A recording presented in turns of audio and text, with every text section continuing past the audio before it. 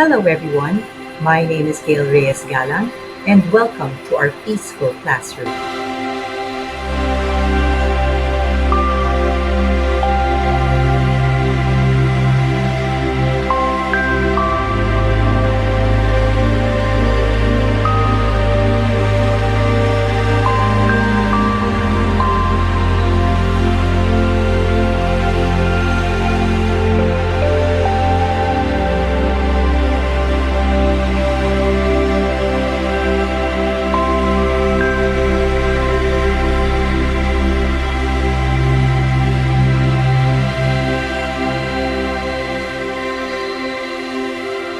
Our peaceful classroom is a dedicated space where parents, educators, and other professionals come together to talk about ideas on how we may promote positivity and peace in the lives of our children and our teens. Today, we will be focusing our discussion on one very essential aspect of wellness, our occupational well-being. Occupational well-being or career wellness is the capacity to attain equilibrium between work and leisure time, handling workplace stress, and making good relationships with the people around us. These days, it has been quite difficult to maintain an optimal balance between work and home life. Our capacity to perform and produce quality work has been disrupted with equally important tasks, especially if you are working from home. With the pandemic being one of our major concerns these days, work related to what truly interests us has been quite limited. As a result, people have not been given enough opportunities to show their real talents, skills, unique gifts, and capabilities. Today, I will let you in on a conversation I had with Maria Elvira Sison Pascual, or Mayang. Mayang is a mother of four. She has a master's in family studies at Miriam College. For the last 15 years, Mayang has worked as a financial advisor, helping clients prepare for unexpected life events. She manages a team of other financial advisors in one of the top insurance companies in the world. Let's listen to Mayang as she talks about how to integrate work and family life.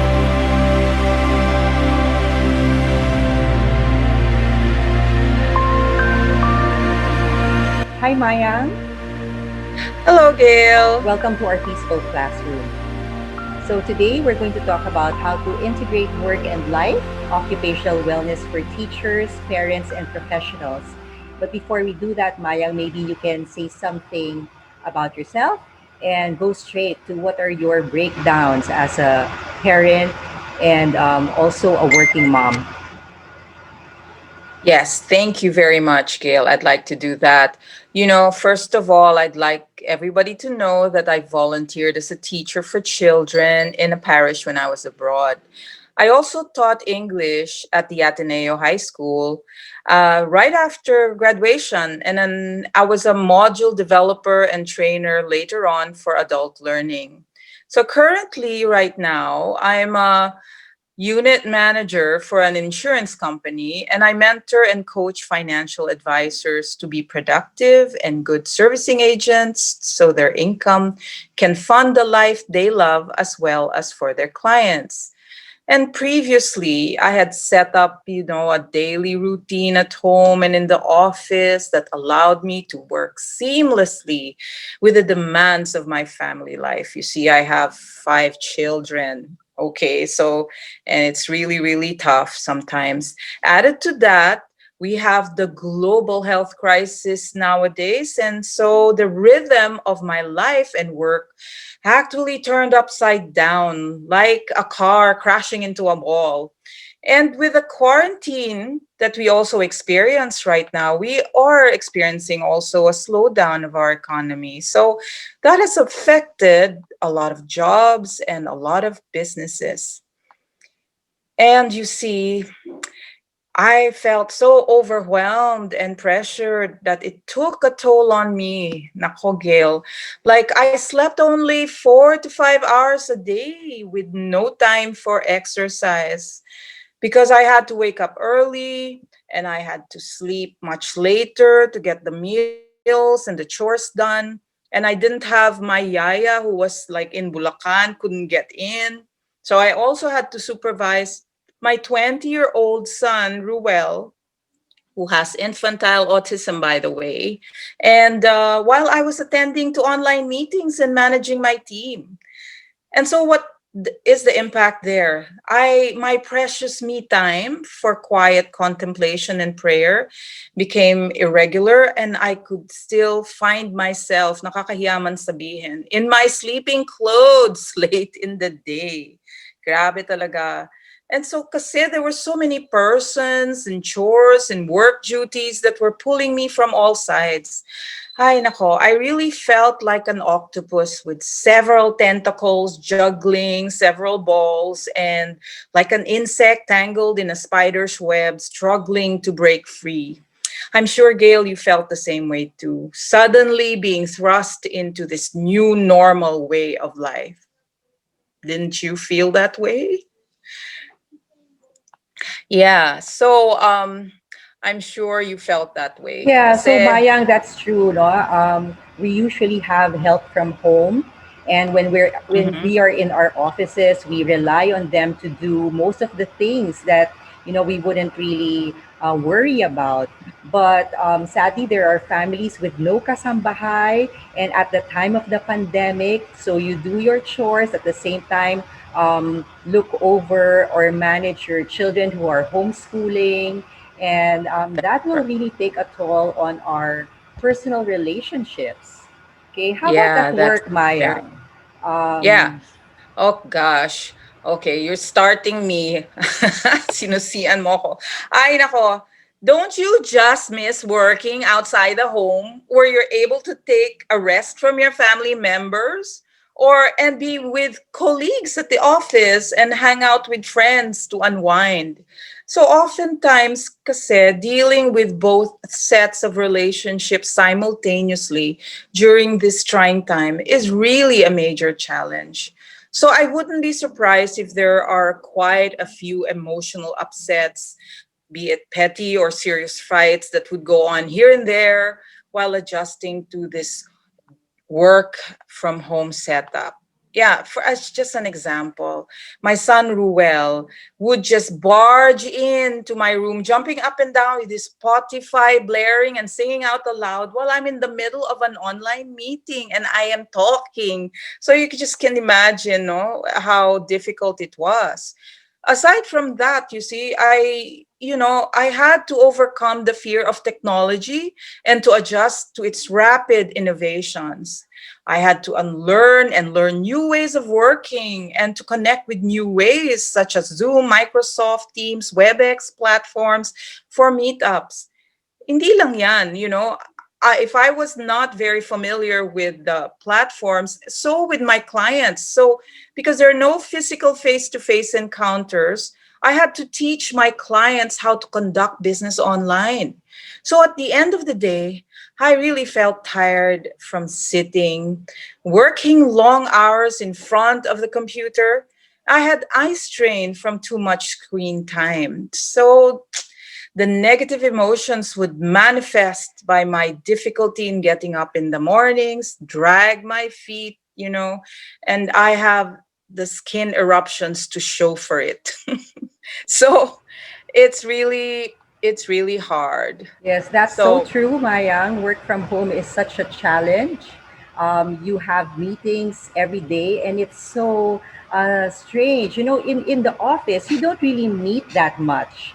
Sometimes in your true. department, you probably meet maybe twice a month. But Mm, these days, we've been meeting once a week or sometimes more than one meeting per day. And I yeah. think it's because we want to be connected to each other. We want to make sure that we're communicating, that we're on the same page. But Yes. it's so hard True. because you are working from home, and you're right, the internet connection can really be a challenge. Even me as a teacher, when I ask my students to unmute, you can really hear sounds, from their background, which is not really conducive to working. Yeah. There And are a it's lot of true. If distractions. you have Yeah. kids, sometimes they just pop out. If you have pets, sometimes they just jump in, and you're in the True. middle of of a meeting, it kind of makes you feel worried because you don't seem to be professional at that time. And Mm-hmm. I feel sorry for my kids who are also working at home, because sometimes we don't know that they're in a meeting and we scold them while in a Yeah, meeting because they forget things like, hey, fix your bed, or how come you're not eating right. yet, and I'm not really thinking Yes, that they're so already adults, embarrassing. right? So anyway, and True, true. longer working time. Mm-hmm. If before I didn't really check my emails, and if it's a weekend, it's really a weekend, and I wait for Monday before checking it again. Now I really have to go and check it out, or I don't know what time do you sleep to check your emails, or when do you stop replying, because I ask people and they stop replying to emails at 9 p.m., 10 p.m., 11 p.m., and there's Yeah, just so much addiction to work. true. There's no boundaries anymore, No Diba. You boundaries. can't distinguish. Yes. So that's That's really one right. of the major challenges. So also, one of the things that a lot of times people worry. And so I wonder if the educators, the educators, parents, and professionals also would, look into the future and would see the uncertainties that we have. So part of the stress actually is the questions that you haven't answered or we can't answer, like, will I lose income, especially at the start of the quarantine? No, how will I pay for household bills, and will the company or the school provide me with the support that I need? From to work from home, and I'm sure the students also, diba? And worse, will the school close down or my company close down? And what about the financial strain if, God forbid, a member of our family would be sick and eventually die? So, this is not even talking about what if food and essential services become scarce and looting becomes rampant. That's the worst case scenario. But you know, these questions caused me to panic and be on doomsday mode for quite some time, and because no one knows when the crisis will end, diba? So that's one of the things that is always in my mind. But hey, Yes. they say that you cannot be on this mode for a long time. That's right. And if you really ask people how they've been feeling these days, they would say that they are worried, they are scared, they are overburdened with so many things, overwhelmed and exhausted. And even if they can True. control, they feel a sense of Mm-hmm. helplessness because they feel they need to produce, or True. they need to put in some output, and our minds are overthinking, we've been ruminating a lot, so that's a given. So Mayang, maybe you Mm-hmm. want to go over some breakthrough moments, like how did you do it? Okay. First, I had to pause and I had to breathe in and out. Oh my gosh. So at some point, I just said to myself, I can't be stuck in this helpless mode for too long. We can't, di ba? So we either get on with it or end up in the loony bin. So as Darwin would say, adapt or go the way of the dinosaurs. You'll be extinct. So first of all, to cope with this global health and economic crisis, we as educators, parents, and professionals need to acknowledge our losses. There are losses, okay? And there's so many to count, but then also to accept our reality, that this is what it is. It's as good as it gets. And then also to alter or change our mindset about certain things and come from appreciation. So let's start counting our pluses as we live with what we have.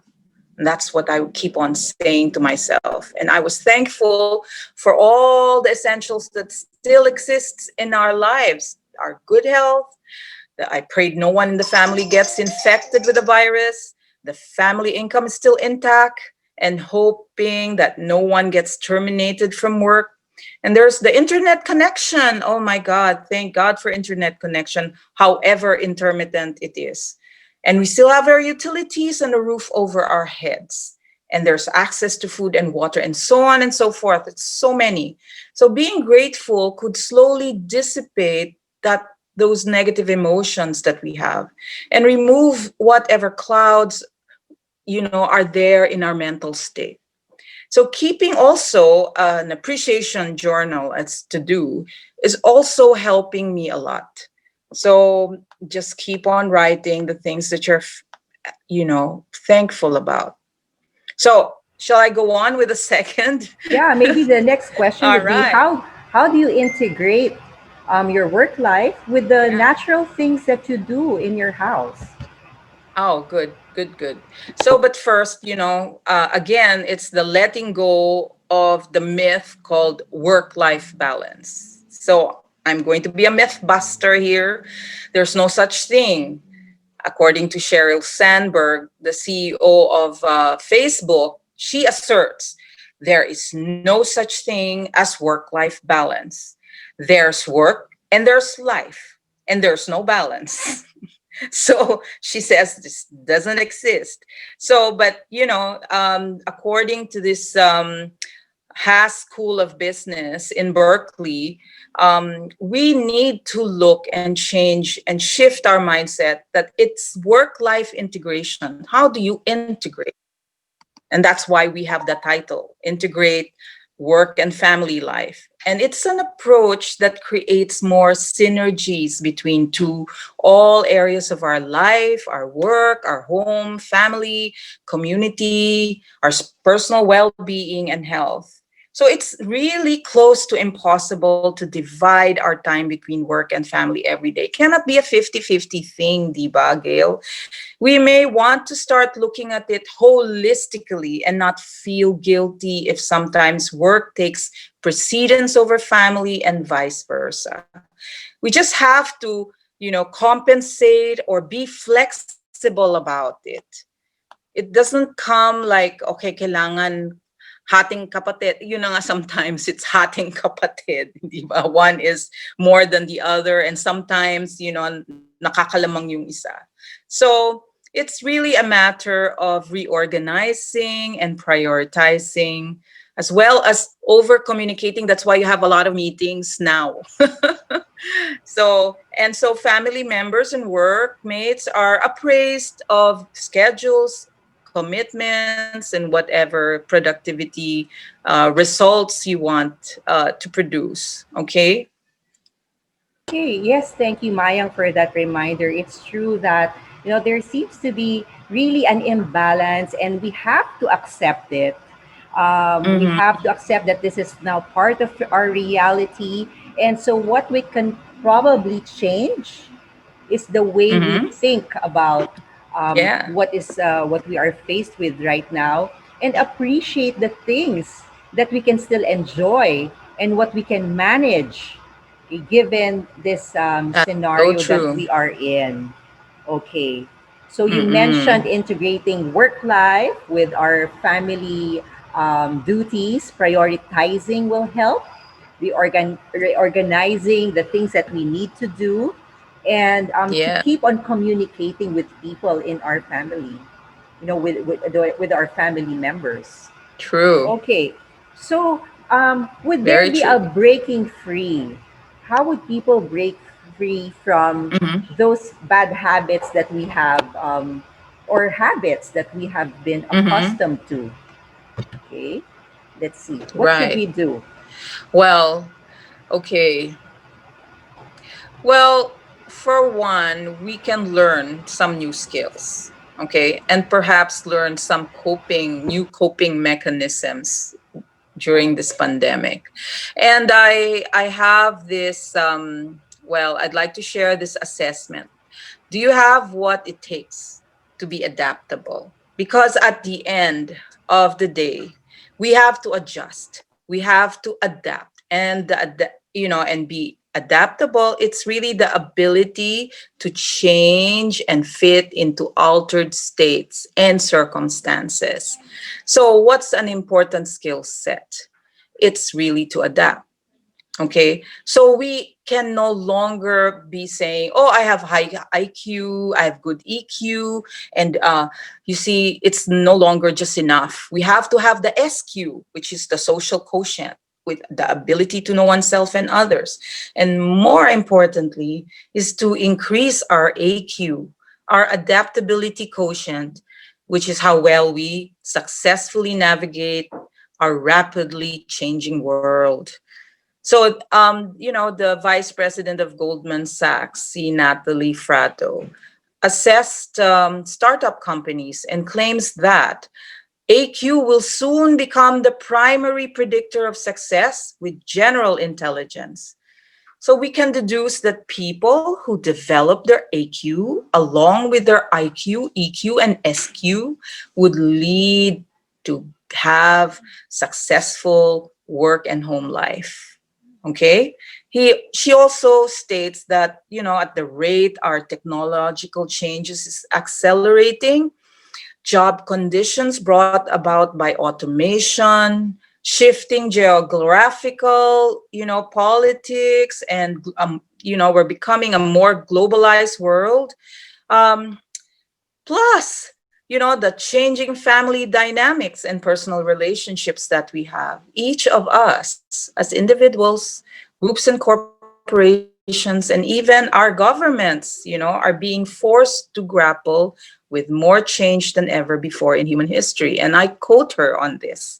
And so, with the advent of this COVID-19 pandemic, I really would like to invite educators, parents, and professionals not only to acknowledge and grieve our losses, let go of how do you say it, predictability of our days, and accept our present reality that it's an uncertain future.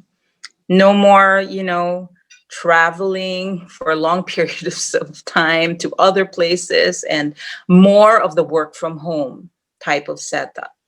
And then, of course, we need to appreciate that we still have and can do things in our life, our family, and we have all the resources to be comfortable. And the fourth, again, I said, is to alter our mindset about work life balance, to debunk that myth. Now, we need to instead shift to integrating work and family life. And lastly, so there are the four A's, right? I'm adding a fifth A is to adapt to the current limitations and circumstances that we have. Yes, Mayan. For others, they call AQ the adversity quotient. And it's Oh, something that's that we right. have to Yes. teach also young children, students, how to be flexible, how to be resilient. If you have a problem, you should be able to face it. And it's really more important now than IQ and EQ. It's a plus, to have IQ, EQ, SQ, and AQ. So you mentioned about True. adaptability. Can you tell us Mm-hmm. more about the characteristics of an adaptable person, or a person who is not fearful of adversity? What kind of person would this be? Oh, good you asked me that. Gail, I have this some sort of an assessment that I got. And so if you will put on the slide, it'll ask you several questions. First of all, uh, the first one is that, do you experiment? I would tell my son, why don't you try this first and tweak as you go on? No? And then, do you see opportunities for growth where others see failure? And ask yourself, is there a better way with this? And then you invent something, diba? And then the third is that, are you resourceful? They use the things that are available already, like in the kitchen. If you don't have rice, then go ahead, cook pasta. It's there. And then, are you future oriented? Do you think ahead? Because I really like to think ahead. I'm a that in that way. I'm a control freak. Those, do you let go of what you can't control? There, that's very hard for me. And don't whine about it. Oh, that's harder for me if I don't whine about it. But then you see, you get to learn, you get to practice it. Then the next one, do you do positive talk? Like you say, kaya mo yan. Oh, let's not give up on this. Like Gail, I like you do positive talk, and I really admire you for that. So do you take some responsibility for failures and don't blame others? And the other thing is that do you seek fame? Okay. So are you being okay not being recognized and not attributed to? So those are the things that you I have to think ask there's more. yourself, and Let's maybe you see. can use this. Yeah, and there's more, right? And you can use that as a checklist. Okay, so are you curious, asking questions? What if, how is, why is, and do you keep an open mind? You try things out and not saying, oh, there's no way I can do that. So you have to try and keep an open mind.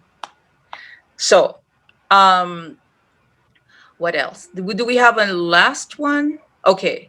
Now, Here, here's the thing. yes. Especially with work, okay? Do you look at systems and processes? Can you be more efficient? Okay? Can you alter procedures? Do you stay current? Are there trends in social media, global and local news that you need to be appraised about? And you make a stand for something. Like, for example, I am committing that my family and work life be integrated. Okay, I already talked about seeking fame. It's important that, for you, being recognized is only secondary. Okay, Okay, so so you mentioned a lot there, Mayan, um, and those are true. really very important. If you are to be adaptable, you should have all these traits. So now the question would probably be, how do you develop these traits? You know, or if you're a mom and Yeah. you want to advise your kids, if you're a teacher and you want to be able to inculcate these values, how would you do it?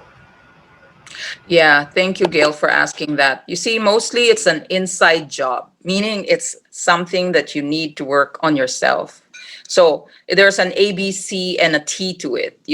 Alter your negative thoughts, be open minded, continue learning, and the last and the most important is to take risks. It's okay to fail, it's okay to suffer, and it's okay to um, experience pain, because that's part of taking risks. The thing there is that you don't die.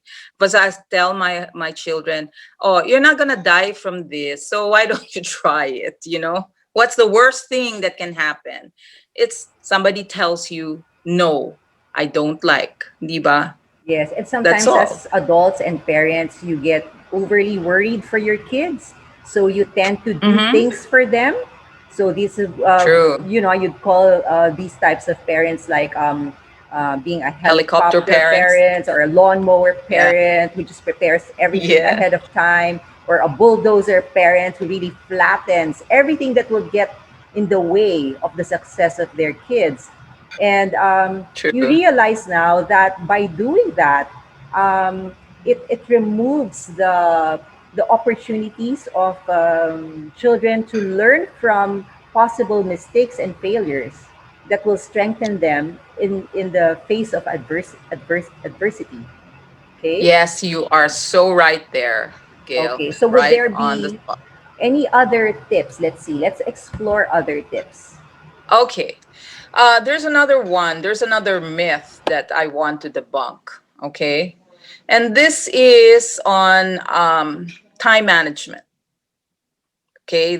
In the, well, before you need to manage your time, etc., etc. But you have only 24/7. You have only 24 hours and 7 days. How do you manage that? It's really more on you. So I'd like to share the self-management tips of Rory Vaden, an author of Procrastinate on Purpose. I love that title because, you know, it's so easy for us to procrastinate. But, giving yourself 5 permissions to multiply your time.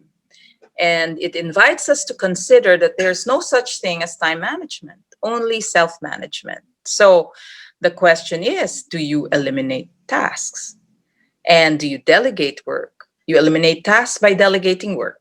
And do you automate errands? Okay. So when you eliminate, like you don't check on FB or you go on online banking instead. So when you delegate, you divide household chores among members and pass on the work to other staff. When you automate, like for example, you auto debit your regular bills, so you don't have to deal with it all the time. And the fourth is that you outsource.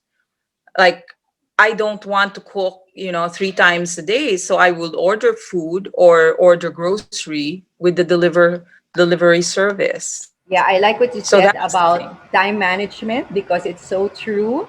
And you cannot really multitask. That's what I keep True. telling my kids because, they're doing homework and at the same time listening to something. If maybe before that would work, now I really think it's difficult. It's more challenging, more so for adults because you want to do multitasking. So sometimes you find yourself listening to a webinar, but at the same time, you want to prepare for the meals. And so you try to True. unmute yourself and, try not to be noticed, but you miss out on things that are important. So I guess you really have to delegate work. Okay, so you True. you True. you have to train your spouses now to take turns Yeah. in doing the cooking or teach Yeah, your my kids husband to prepare their washes own the meals. dishes. Yeah, that's true. See, I Well, hate washing dishes, so it's my husband who does that. yes, and if you if you can automate things like paying the bills, it might take a while to learn how to do it. But the convenience after that is something Yes. that is so good for you, right? Right. You know what, Gail? That brings me to the other slide. Because, if we have to do things ourselves, we must ask this question: do I need to do it now or can it wait? If it can't, can it wait? If it can't wait, I mean, how significant is it? Because if I will do it now, will it free me up tomorrow or in the future? Like you say, it will take some time to be able to set up your online banking. But then afterwards, it will free you up from going out of the house and driving to the bank and waiting long lines. So those are the things that, you know, if we must attend to something, we need to ask these questions, and And it I will make our think life easier. yes, I think we should also learn how to say no if there's an invitation to attend this webinar and you feel that it's going to just eat up other things that you had planned to do, Mm-hmm. you can say no or maybe get into the recording. But the thing is, sometimes in our guilt that we are home, we try to fill ourselves So with many so things. many Yeah. things to do and we can't manage and we end up complaining that we are exhausted when in fact we always have a True. choice. We, as you said, we have to Prioritize. do a check. Is it really Yes. needed? Can it wait? Is it significant? True. Can it be done tomorrow? So why would you consume the energy that you have today for something that can be done for tomorrow? So you see, you don't have the energy yet for tomorrow. So don't do the things that are for tomorrow because you don't have that energy for tomorrow yet. So just do what you have to do today because that's the only energy you have. Mm-hmm. Agree totally with Okay, you. Now, and you mentioned so about more. multitasking. As you said, this is a myth. There is no such thing as multitasking because studies show, okay, it decreases our efficiency by 40%. And So with our creativity, so that's why you are right. You can tell your children, oh, that will really decrease your efficiency and the time you have to do to make to finish it by 40%. And you won't be as creative as you can be if you just like if you multitask. And so because this Paul, actually, this PhD in his Harvard review, in the article that he did, said multitasking does not exist, at least not as we think about it. Instead, we switch tasks. Our brain chooses which information to process.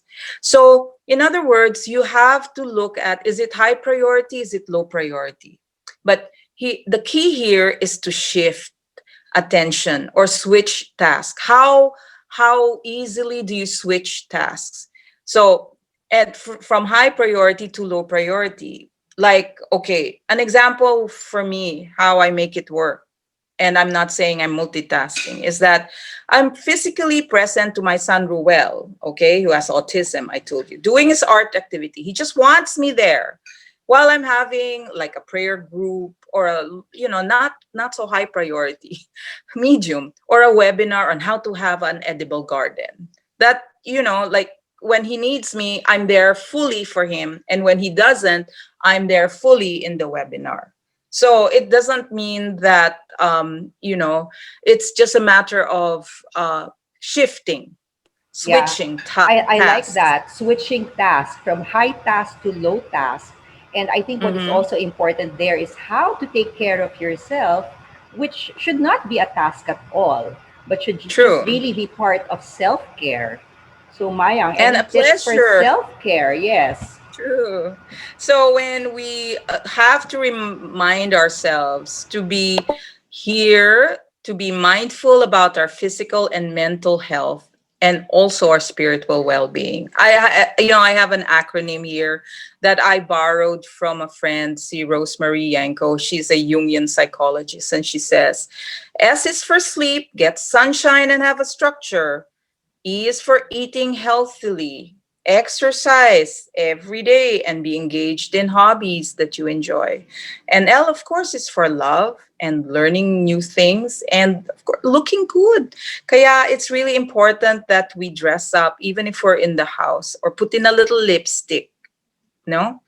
And then F is for fun. Have fun, farm or garden, and follow protocols because we don't want to get sick. Yes, Diba? I think those are all Tapos, very important, Mayang. And we mhm, also need some quieting in our lives. And some people do this through prayer. So aside from true. prayer, what else could be done? Yeah, so I guess another one is to remember to meditate. Meditate is a form of prayer without words. And it's just saying a prayer word, just one repeated over and over again. And then when we pause, we breathe in and out. Sometimes I just say, "Oh Lord, have mercy." I breathe in and out. Or, "Lord, I surrender myself to you." I mean, that's a prayer already. And then I even sing it, my prayers, I sing it because it quiets me down.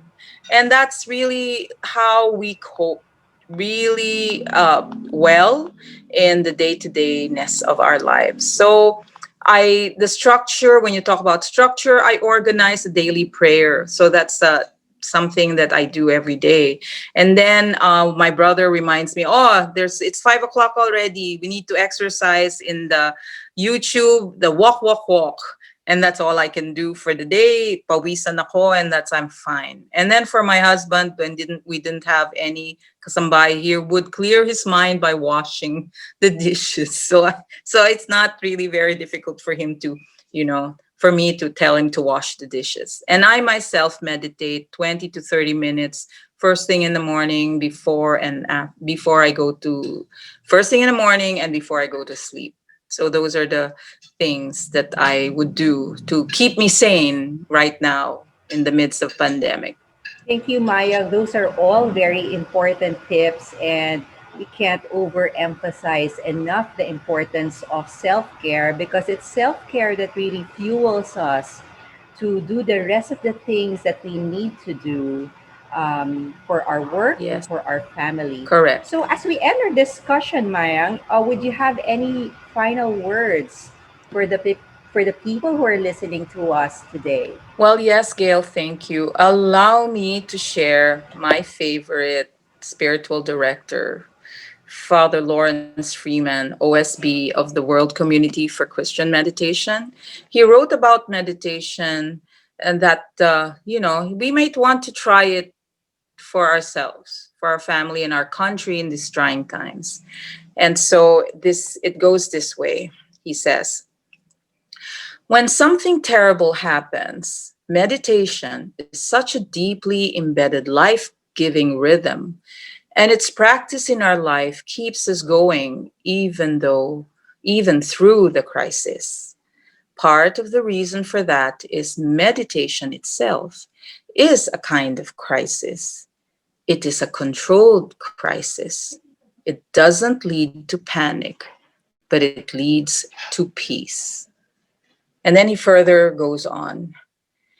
We're choosing to lose. We're choosing to let go because somehow or other we've begun to sense that this is the way to growth. This is the way to expand that knowledge that is the wisdom of the Spirit. We change from within in meditation, and we recognize over time that the inner changes allow us to live differently and better in the real world. But like in any crisis, when we meditate, we are facing the unknown and we're letting go of control. That is why meditation is not easy. And so, Beautiful, as Mayang. Those are yeah, really wise words from Father Lawrence Freeman. Letting mm-hmm, go. So, as a very true. busy mom, a very busy working person, do you think you can let go, Mayang? Oh gosh, nothing is ever easy when it's worth doing. So just keep on being simply there and let go all the time. Thank So you, thank you very Mayan. much for That was a having me. very, very fruitful discussion. I learned so much from you, and we just hope that those who are listening to us would also learn how to manage their work life, their home life with better And ease. integrate. And Don't forget the integrate, integrate. integrate. Yes. And it's never easy, but it can be done. It can be controlled. You just have to help yourself. Okay? Yes. All right, Yeah. Maya, thank you so much. And we hope You're to welcome, see you Gail. again. Yes. Namaste. Namaste.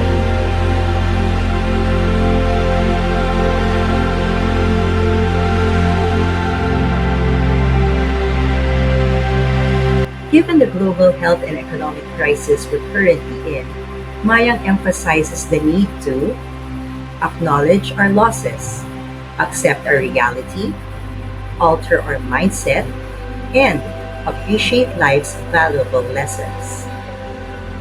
She also invites us to live by the four A's in any given crisis. Thus, we are to acknowledge and grieve our losses, let go of the predictability that kept us in our comfort zones. Accept, accept the present reality of an uncertain future. Appreciate, appreciate what we still have and can do. Alter, alter our mindset about work-life balance and instead shift to integrating work and family life.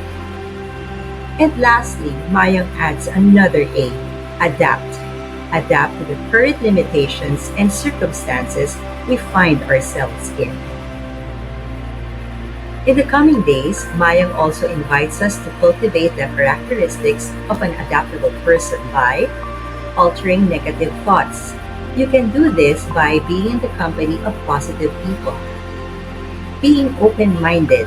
This includes being prepared that things may not work the way they used to do, or some parts of the plan may fail or may need further adjustment until you get it right. This is all a part of continuous learning. Occupational wellness also channels intellectual wellness of learning, relearning, and unlearning. Finally, now is the best time to take risks. However, take calculated risks. Now is not the time to make major decisions in your life, especially if you are under a lot of emotional distress. Given all these, surely you will be able to attain equilibrium between work and leisure time, handle workplace stress, and make good relationships with people around you. These make up for occupational wellness. Occupational wellness also takes into account finding ways in which we may enrich ourselves in the fields we may still want to pursue as part of lifelong learning. Having said that, I wish to invite you to consider a certificate program that will give you the tools needed in order to be able to be a peace educator and an advocate of nonviolent conflict resolution. Miriam College will be offering a certificate program in peace and conflict resolution beginning January 2021. After this program, you have an option to pursue a Master in Education degree in Peace and Conflict Resolution Education. For more inquiries, send us an email via cpe@mc.edu.ph. That's all for today. See you again in our sacred space, our peaceful classroom.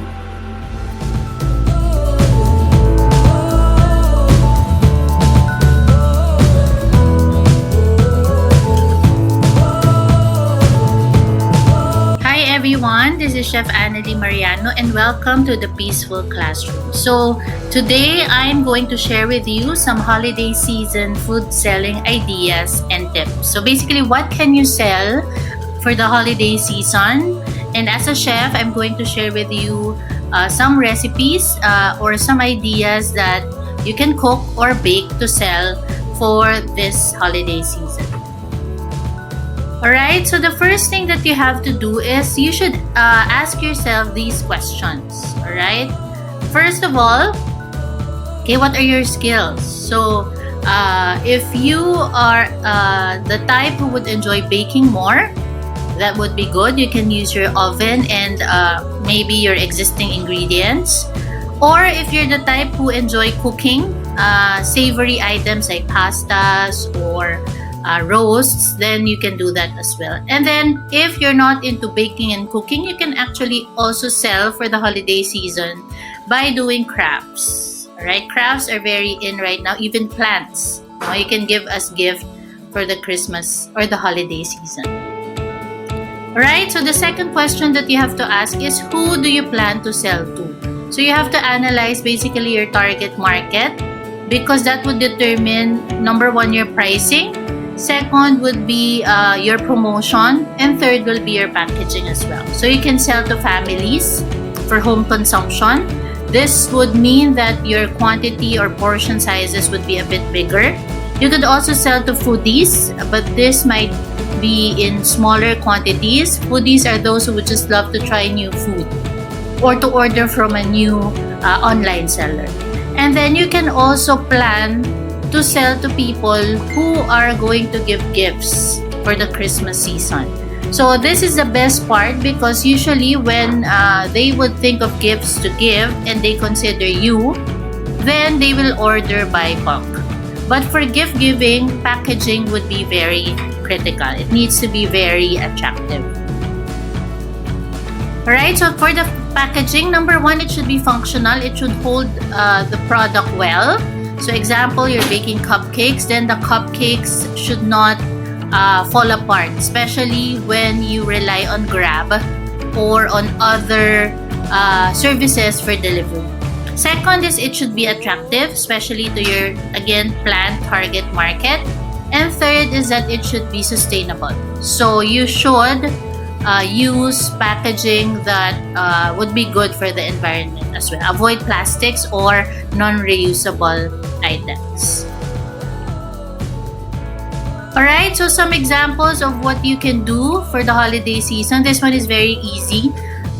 You can just melt some chocolate. No, it can be white, dark, or milk chocolate. And you can add chunks to it, chunks that you would usually see in hot chocolate. So what makes this a great gift is it's actually perfect for both young and old alike. Everyone would enjoy hot chocolate. It's easy to prepare, you don't need an oven. Maybe you just need a silicone mold and some popsicle sticks and the ingredients. And it would also have a long shelf life. Okay, you could also sell some bars.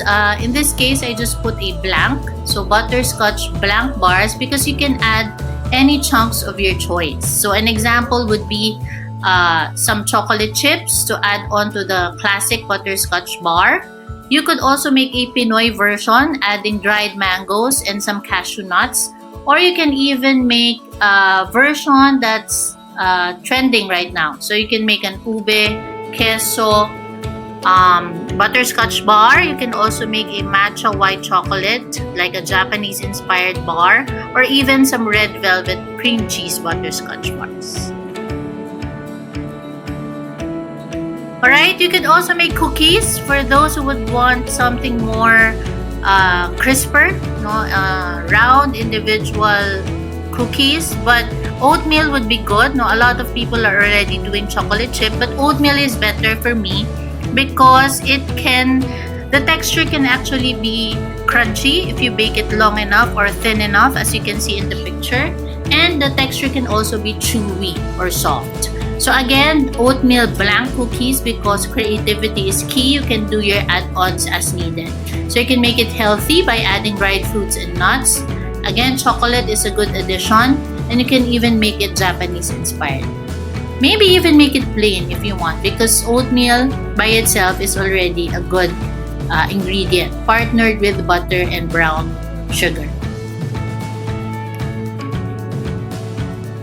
Alright, so next up, you can even bottle beverages. Aside from the hot chocolate, which you need to dissolve in hot milk, you can make ready-to-drink beverages, because this would be perfect for anyone. And what makes it great is that it can be customized based on the receiver's preference. So if you want to make it sugar-free, let's say for a health buff, or make it organic, freshly squeezed juices would be good. You can make it fruit-based, tea-based, or even chocolate-based. So it would really depend. You just need to find a nice bottle, print a nice sticker with your logo or your ingredients, what's in it, and then it's going to be good to go. Alright, for those who don't like baking, you can also focus on some savory treats. So when we talk about savory, basically these are food items that are not sweet, right? Opposite of sweet is savory. So you can do party trays. You can do roasts. Classic roast chicken is perfect for the holiday season. You can do ribs. You can do pork. You can do beef. So basically, roast is good because it's meant for sharing. And you know that during the holiday season, people usually get together. Although now, because of the pandemic, then a smaller group would be much more advisable. Okay, you can make pastas as well, but keep in mind that since you will not eat it, or the receiver will not eat it straight away, with pastas, if you plan to sell it, then the saucier it would be, the better. Just so that you don't get feedback that your pasta gets dry. And then lastly, you can also offer a complete meal. You can consider adding roast and then adding some vegetables and starches on the side, just to make it a complete meal, so that the person who will order from you will not think about anything else to add. Alright, so again, all these ideas you can do. Maybe you can even have a combination. If you do enjoy baking and cooking as well, then you can offer a combination of both. So lastly, to end this presentation, just some do's and don'ts of online selling, especially with food. A lot of people are selling. So what would make customers or clients buy from you? That would be a good question to ask yourself. So why choose you? Why buy from you? These can be your advantages. So number one, you can have personalized options. You can ask the receiver to have tags that would be specifically printed for the person receiving it. You can have add-ons. So maybe, let's say for the oatmeal cookies, you can even ask what they want on it. No, it can be make your own butterscotch bars or make your own hot chocolate spoons. So personalization is actually key. And you can also charge higher if it's something personalized. Okay, second is how to determine your selling price. So the correct recommended selling price is critical. Now basically, you just compute how much you spent for the ingredients and then you can multiply by 2 or by 3 depending on your overhead expenses. So personally, I do multiply 2.5 or 3 just because I want to cover most of my overhead expenses, including and most especially the use of the oven. My oven is electric, therefore it really has to be compensated. Okay, when you plan on selling food, make sure that you shop early as you can. Meaning, go to the grocery, you can buy ingredients by bulk. No, don't wait for December when groceries are very busy and when ingredients can run out of stock. All right. Bulk orders, you can give discounts. If someone, let's say, would order minimum of 6 packs or up, then you can give a discount. This would encourage them to order more. All right, lead time for ordering. Make sure that when you have your website or your Instagram page or Facebook page, indicate how they should order. Should it be via chat? Do you have a form for ordering? Okay, make sure that you also tell them how long will it take for them to receive the order. Usually it's 3 days. Some would accept pre-order, so that's okay as well. And then indicate there also the payment and the delivery process. How do they pay? No, make sure that you safeguard yourself. Don't accept orders without prior payment. Nowadays, it's usually GCash or bank transfer. And then lastly, it would be the delivery process. So how will the goods arrive to the receiver? Usually, the delivery would be shouldered by the client, although you can offer a free delivery based on the area. If it's just near or if they order a lot, then you might want to offer a free delivery. And then lastly, make sure that you indicate how to store the product. How long will it last, if it's room temperature or if it's refrigerated, just to make sure that the consumption of the food items will be at its peak, at its best, and to avoid foodborne illnesses. Alright, so that's it. I hope that you got ideas on what you can sell for the holiday season. And I encourage you to try. Even if you just sell a few a day, that would be okay. As long as you're doing something that you like and you're earning as well, then that's good enough. So that's all for now. Bye and